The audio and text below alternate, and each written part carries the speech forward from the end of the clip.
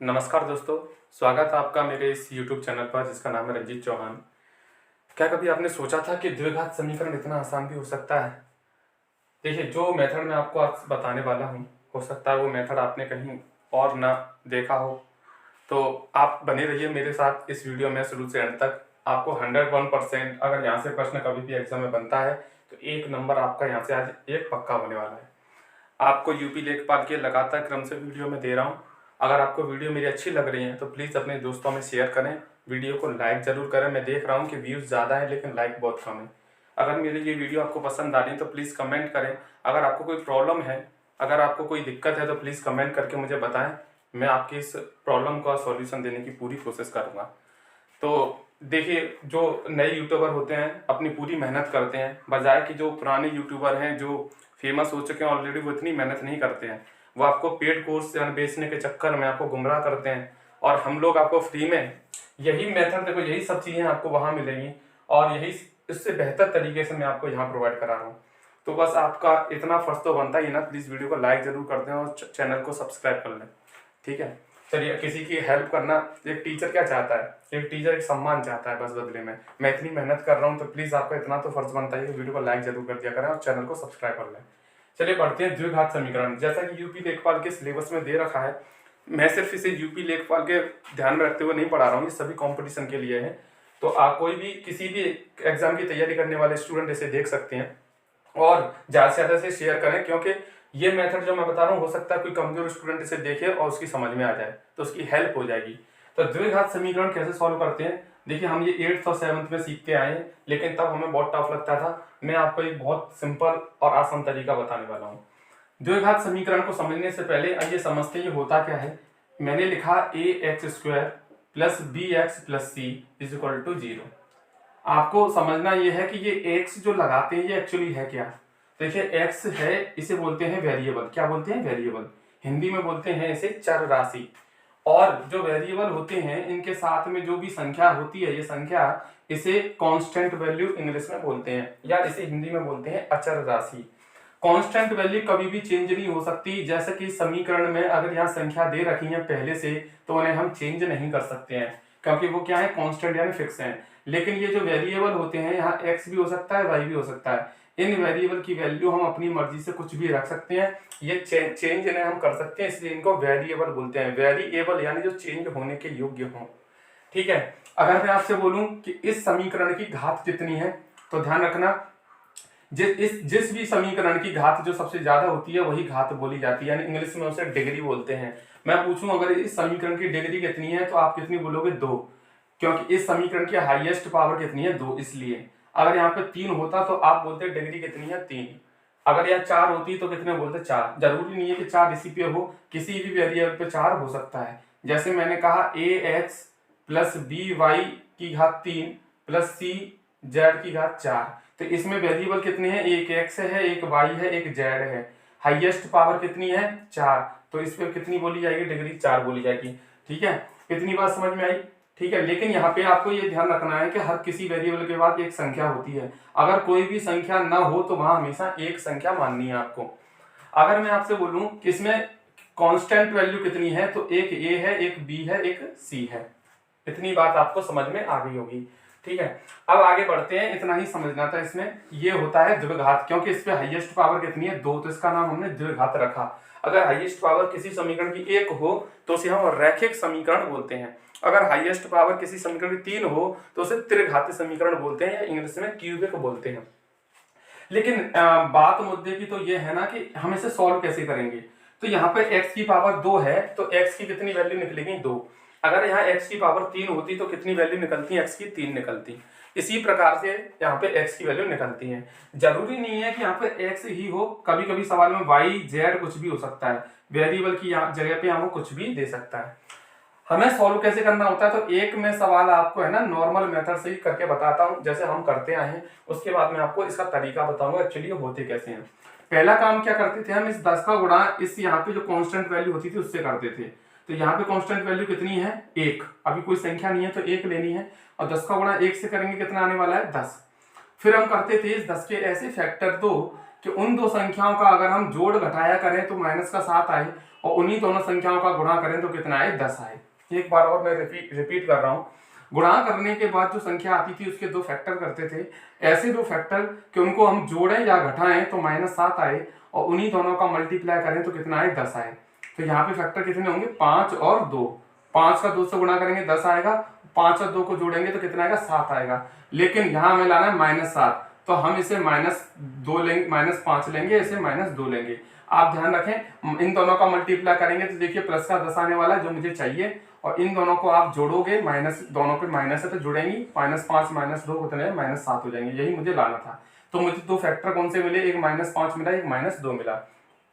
फिर हम करते क्या थे, इस -7x की जगह पे इन दो फैक्टरों को लिख लेते थे, ठीक है। उसके बाद हम कॉमन लेते थे, दोनों में क्या लेते थे, कॉमन। तो एक जोड़ा ये बनाया, एक जोड़ा ये बनाया, इन दोनों में से यहाँ x कॉमन आ रहा है तो ये x -5 बचेगा। इन दोनों में से मुझे माइनस तो कॉमन लेना ही, क्यों, क्योंकि मुझे पहला टर्म क्या बनाना है, प्लस का बनाना है। यहाँ देखो माइनस कॉमन लेने से क्या होता है, अंदर के साइन चेंज हो जाते हैं, ये माइनस का है प्लस का हो जाएगा, ये प्लस का, ये माइनस का हो जाएगा। क्योंकि मुझे टर्म पहला प्लस का बनाना है इसलिए मैंने यहाँ से माइनस कॉमन ले लिया, तो ये किसका हो गया, प्लस का हो गया। लेकिन मेरे को माइनस के साथ यहाँ पे देखो ध्यान से, दोनों में दो दो कॉमन आ रहा है तो मैं 2 भी कॉमन ले लूंगा। अब आपने माइनस भी कॉमन ले लिया, 2 भी ले लिया, तो यहाँ क्या बचा, सिर्फ x बचा प्लस का। ये माइनस कॉमन लिया था इसलिए यहाँ पे क्या हो गया, माइनस हो गया, क्योंकि अंदर के साइन चेंज हो जाते हैं। अब देखिए यहाँ 2 का भाग आप 10 में देंगे, कितनी बचेगा, कॉमन लेने का मतलब ही होता है भाग देना। आपने इस पूरे टर्म में माइनस का भाग दिया तो प्लस हो गया, 2 का भाग दिया 2 में 1 हो गया, 2 का, और x तुमने कॉमन लिया ही नहीं है तो x का x आएगा। आप ध्यान से देखिए, x -5 इस पे भी है, x -5 इस पे भी है, तो आप x -5 दोबारा कॉमन ले लेंगे तो यहाँ बचेगा x, यहाँ बचेगा -2। इसी प्रकार से इसको भी बराबर 0 रखेंगे, इसको भी बराबर 0 रखेंगे, तो यहाँ से x की वैल्यू कितनी आएगी, 5, क्योंकि ये 5 उधर जाएगा 0 के तो प्लस का हो जाएगा, और यहाँ इसको एक बार 0 रखेंगे बराबर में तो ये 2 उधर जाएगा तो जिसका हो जाएगा प्लस का। यानी x की दो वैल्यू क्या मिलेंगी, एक 5 एक 2। लेकिन क्या एक्चुअली में इतना सब करने की जरूरत थी इसे, नहीं। हमको करना क्या है, हमें तो सिर्फ x की वैल्यू चाहिए ना, बस हमें x की वैल्यू से मतलब है, इतना सब कुछ करने की जरूरत ही नहीं है। तो कोई ऐसा तरीका नहीं है कि सिर्फ x की डायरेक्ट वैल्यू निकाल सकें। देखिए फैक्टर तो आपको करने ही पड़ेंगे, बट साइन की जो दिक्कत आती है वो मैं आपको सॉल्व कर दूंगा। ध्यान देना है इधर, आपको एक बार देखो, मेरी बात ध्यान से सुनना, बस थोड़ी देर की बात है। एक साइन है माइनस और एक साइन है प्लस, ठीक है। माइनस साइन को मैंने बोला ईमानदार, क्या बोला मैंने, ईमानदार, और प्लस साइन को मैंने बोला बेईमान। ऐसा तरीका तुम्हें शायद किसी ने ना बताया हो, और बताया हो तो बहुत अच्छी बात है, रिवीजन हो जाएगा। माइनस साइन को क्या बोला मैंने, ईमानदार, और प्लस साइन को मैंने क्या बोला, बेईमान। ध्यान रखना, जब भी मैं दो फैक्टर करूंगा आपको एक लाइन ऐसे खींचनी है, और बड़ी संख्या इन दोनों फैक्टर में से, साइन नहीं लगाने हैं, साइन की जरूरत नहीं, ये साइन तो वहां से हम सीखने वाले हैं कैसे लगाते हैं। आपको सबसे पहले समीकरण देखना है, समीकरण देखने के बाद दो फैक्टर कर लेने हैं मन में ही। जब आप ज्यादा प्रैक्टिस कर लेते हैं तो आप फैक्टर करना भी आसानी से सीख जाते हैं। शुरुआत में थोड़ी बहुत प्रॉब्लम आती है, लेकिन जैसे जैसे हम 8-10 सवाल निकाल लेंगे तो फैक्टर भी निकलने लग जाते हैं। आपने क्या करना है, पहले इसका मल्टीप्लाई इससे करके फिर दो फैक्टर बना लेने हैं। 5 2, इन दोनों का गुणा करके 10 आएगा, इन दोनों को जोड़ेंगे तो -7 आएगा, ठीक है, प्लस का 7, ठीक है। साइन तो हम बाद में लगा लेंगे। तो आपको फैक्टर करने के बाद बड़ी संख्या इस तरफ रखनी है और छोटी संख्या इस तरफ रखनी है। इतनी बात समझ में आई, बस। फिर क्या करना है, एक साइन इसके हिसाब से यहां आएगा और एक साइन इसके हिसाब से यहां आएगा। आप कैसे लगाने हैं साइन तो ध्यान रखना। ये क्या मैंने बताया था, माइनस ईमानदार है और प्लस बेईमान है, तो हमेशा इस वाली यानी बड़ी संख्या इस तरफ ही रखनी है, छोटी इधर रखनी है। बड़ी संख्या जो है उसका साइन इस हिसाब से आता है, और ये वाला साइन हमेशा चेंज होता है, या माइनस है तो यहाँ प्लस आएगा, या प्लस है तो माइनस आएगा, हमेशा चेंज होगा। लेकिन यहाँ पे आपको साइन लगाना है वो इसके हिसाब से रखोगे, और ये क्या करेगा, अपने बगल वाले के देखेगा कि बगल वाले में कौन बैठा है, बेईमान बैठा है या ईमानदार बैठा है। तो जैसे ही इसने अपने बगल में देखा, यहाँ देखो कौन बैठा है, ईमानदार, क्योंकि माइनस को मैंने क्या बोला है, ईमानदार। तो यहाँ पे ईमानदार बैठा है तो ये अपने आप को चेंज नहीं करेगा, ये ऐसा का ऐसा ही आ जाएगा। लेकिन अगर यहाँ पे प्लस बैठा होता तो ये अपने आप को चेंज कर लेता और प्लस की जगह यहाँ क्या आता, माइनस आता। तो इसी प्रकार के x की दो वैल्यू मेरे पास क्या आ गई, एक प्लस का 5, एक प्लस के 2, और हमने अभी करके देखा था यही इसकी वैल्यू आ रही थी। बात समझ में आई, ठीक है। तो ये मैंने आपको इस मेथड से बताया, और ये मेथड सबसे बेस्ट मेथड है। आपको कम समय में ज्यादा से ज्यादा प्रश्न आप इस पे कर सकते हैं। मुश्किल से आपको 10 सेकंड या 15 सेकंड लगेगी करने में। देखिए ऐसी दो, मैंने क्या किया, 35 का मल्टीप्लाई 1 से किया, कितना है 35। 35 के ऐसे दो फैक्टर करोगे, उन दोनों का गुणा करने पर 35 आए, आप कहोगे 7 और 5, और उन दोनों को जोड़ने पर 12 आए, देखो यही है। तो दो फैक्टर बने, एक 7 एक 5, और बड़ी संख्या आपको इधर रखनी है, छोटी इधर रखनी है बस। अब रही बात साइन लगाने की, तो लगा लेते हैं। ये तो हमेशा चेंज होकर इधर आता ही है। ये देखेगा अपने बगल में कौन बैठा है, बेईमान, बेईमान बैठा है, तो ये अपने आप को चेंज कर लेगा, क्या आएगा, माइनस। और अगर यहाँ माइनस होता, यानी इसके बगल में ईमानदार बैठा होता, तो ये अपने आप को चेंज नहीं करता, प्लस का प्लस आता। तो x की दो वैल्यू कितनी आ गई, एक -7 और एक -5। चलिए एक और प्रश्न है, देखिए आपके सामने। तो ये भी मैं आपको सिखा दूं, इसमें थोड़ा सा चेंज है। क्या करना है, पहले आपको इसका इससे मल्टीप्लाई करना है, कितना आएगा, 20 3 60, और 60 के आपको क्या करना है, ऐसे दो फैक्टर कि उनका मल्टीप्लाई करूं तो 60 आए, और उन्हें जोड़ूं घटाऊं तो 19 आए। तो हमें पता है 15 चौक कितने होते हैं, 60, और देखो इन दोनों का गुणा करेंगे 60 ही आएगा, गुणा करने पर तो 60 आए, और इन दोनों को जोड़ने या घटाने पर 19 आए। तो इन दोनों को जोड़ने पर कितना आ रहा है, 19 आ रहा है। यही मुझे चाहिए। तो मेरे दो फैक्टर बने क्या, एक 15 और एक कितना बना, 4। रही बात साइन लगाने की, तो अभी साइन लगा लेते हैं। ये तो चेंज होता ही है, मैंने आपको बताया था, प्लस का माइनस हो जाएगा। लेकिन ये अपने बगल में देखता है, मेरे बगल में कौन बैठा है, बेईमान बैठा है। बेईमान देखिए, आपको प्लस को बेईमान माना है, तो बेईमान बैठा तो अपने आप को चेंज कर लेगा, प्लस का क्या हो जाएगा, माइनस। लेकिन ये आपका आंसर नहीं होगा, क्यों, क्योंकि यहाँ पे क्या है, संख्या। पहले से पहले सवाल में यहाँ संख्या नहीं थी। आपको एक काम और करना है, अगर यहाँ पे कोई भी संख्या हो तो उसका डिवाइड इन दोनों में दे देना है। तो यहाँ भी 3 का डिवाइड और यहाँ भी 3 का डिवाइड। आप जैसे 3 का डिवाइड -15 में देंगे, कितना आएगा, -5, और इसमें डिवाइड जाएगा नहीं, तो ये यही रहेगा। इसका मतलब मेरी y की दो वैल्यू जो आएंगी वो आएगी -5 और -4/3। इतनी बात समझ में आई, ठीक है। अब देखिए, आप ध्यान से यहाँ पर, अब की बार यहाँ पर रूट है। मैं थोड़ा सा हाई लेवल के प्रश्न और करा देता हूँ। अगर यहाँ पे रूट आ जाए तो ऐसे प्रश्नों को कैसे करेंगी, तो आपको घबराना नहीं है। इससे जैसे हम करते आए थे वैसे ही करना है, ये सिंपल है। कोई भी स्टूडेंट ये ना समझे कि हाई लेवल है तो हम छोड़ देंगे। आप एक बार देखो तो सही, आप इसे आराम से कर सकते हैं। बस एक बार थोड़ा सा ध्यान देना, बस मेरी बात ध्यान से सुनते रहना। आपको पहले 24 का गुणा 1 से करना है, कितना आएगा, 24, वही काम करना है। 24 का गुणा 1 से करना है, कितना आएगा, 24, और फिर आपको ये जो रूट के अंदर संख्या है ना, इसका इसमें डिवाइड दे देना है। चाहे यहाँ 2 होती या 3 होती 4 होती कुछ भी होती, उसका पहले इसमें डिवाइड देते। तो 2 का आप जैसे इसमें डिवाइड देंगे, कितना आएगा, 12। बस इतना काम तो आप आसानी से कर सकते हैं। इसका मल्टीप्लाई इससे करेंगे और उसमें इस रूट वाली संख्या से भाग दे देंगे, 12 आ गया। बस 12 के आपको फैक्टर कर लेना जैसे हम करते आए थे। ऐसे फैक्टर करो, दो संख्या ऐसी बताओ जिनका गुणा करूं तो 12 आए, उन्हें जोड़ू घटाऊं तो 7 आए। तो आप कहोगे 4 होगी और 3 होगी। इन दोनों को जोड़ने पर 7 आएगा, इन दोनों को गुणा करने पर 12 आएगा। ध्यान रखना, इन दोनों का गुणा करने पर 7 लाना है, न कि 7√2 लाना है, 7 लाना है, ठीक है। इन दोनों को जोड़ेंगे तो 7 भी आएगा, गुणा करेंगे तो 12 आएगा। तो मुझे मेरे दो फैक्टर मिल गए, एक 4 और एक 3, ठीक है। अब ये √2 था, इसको दोनों के साथ आपको लगा देना है, ठीक है। दोबारा मैं बता रहा हूं, इसका मल्टीप्लाई इससे करो 24 और इस रूट वाली संख्या से इसमें भाग दो 12। अब 12 के ऐसे दो फैक्टर करो कि जोड़ू घटाऊं तो 7 आए और मल्टीप्लाई करूं तो 12 आए। वो कितनी होगी, 4 और 3। बस अब ये रूट तो दोनों के साथ लगा देना है। रही बात साइन की, तो साइन तो आपको पता है कैसे लगाते हैं। ये साइन तो चेंज होकर इधर आता ही है, और ये अपने बगल में देखता है कौन बैठा है, ईमानदार। तो ये अपने आप को चेंज नहीं करेगा, ये ऐसा कैसे ही आएगा।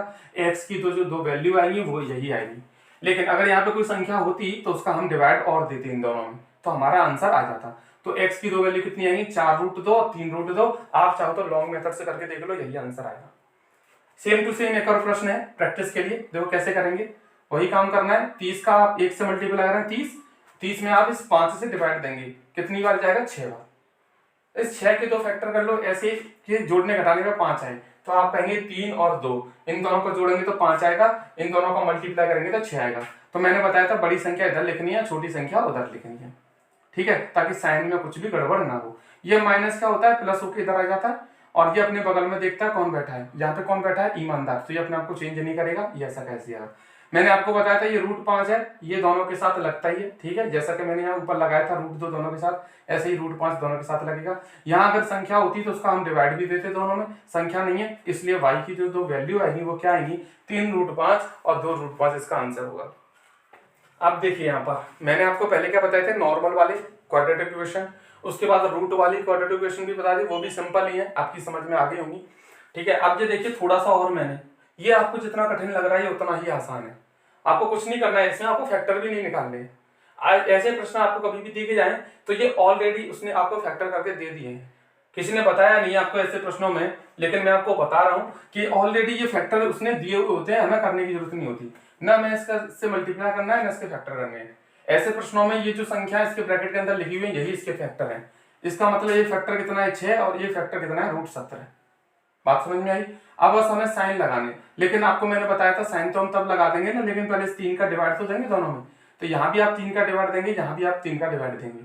3 का डिवाइड √17 में जाएगा नहीं, तो यही आएगा आंसर। लेकिन इसका इसमें डिवाइड चलाएगा कितनी बार, 2 बार। अब रही बात साइन की, तो साइन तो आपको लगाना आता ही है। ये साइन चेंज हो जाता है, किसका आता है, माइनस की जगह या प्लस हो जाता है। और ये साइन इतने बगल वाले में देखता है मेरे बगल में बैठा कौन है, ये ईमानदार बैठा है, तो ये अपने आप को चेंज नहीं करेगा, ये प्लस का प्लस रहेगा। अब ये इसका आंसर होगा, यानी इसके दो फैक्टर जो आएंगे, एक आएगा प्लस का 2, एक √17/3 आएगा।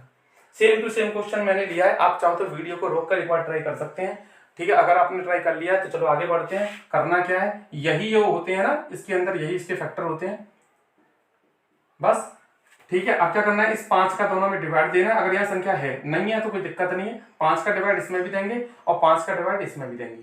इसमें तो जाएगा नहीं, ऐसा ही रहेगा, इसमें चला जाएगा कितनी बार, 3 बार। डिवाइड देने के बाद आप साइन लगाना रह गया, तो माइनस का ये हो जाता है प्लस, और ये माइनस अपने बगल में देखेगा कौन बैठा है, ईमानदार, तो ये अपने आप को चेंज नहीं करेगा, या माइनस का माइनस ही आएगा। तो y की दो वैल्यू आएगी, वो आएगी +3, एक माइनस के √17/5। इससे बाहर आपका कोई भी एग्जाम प्रश्न नहीं पूछा जाएगा अगर द्विघात समीकरण से, तो यहीं से पूछेगा, तो आप आसानी से बना सकते हैं। रही बात प्रैक्टिस की, तो आपके पास बुक होगी, किसी भी बुक को आप देखिए, अगर उसमें द्विघात समीकरण दे रखा है तो ऐसे बहुत सारे प्रश्न दे रखे होंगे, आप एक बार ट्राई कीजिए, 15 से 20 क्वेश्चन ऐसे लगा दीजिए, आपको ये दिमाग में बना रहेगा और आप भूलेंगे भी नहीं, अच्छी खासी प्रैक्टिस हो जाएगी। तो चलिए या इसी वीडियो को यहीं विराम देते हैं। मैं ऐसे ही आपके लिए अच्छी वीडियो लाता रहूंगा। प्लीज देखो, अगर आपको ऐसे ही पढ़ना है, मैथ खेल में मैथ पढ़ना है, आपको सीखना है, स्थायी करना है, तो प्लीज वीडियो को लाइक करें, चैनल को सब्सक्राइब कर लें और अपने दोस्तों में शेयर करें। मिलते हैं नेक्स्ट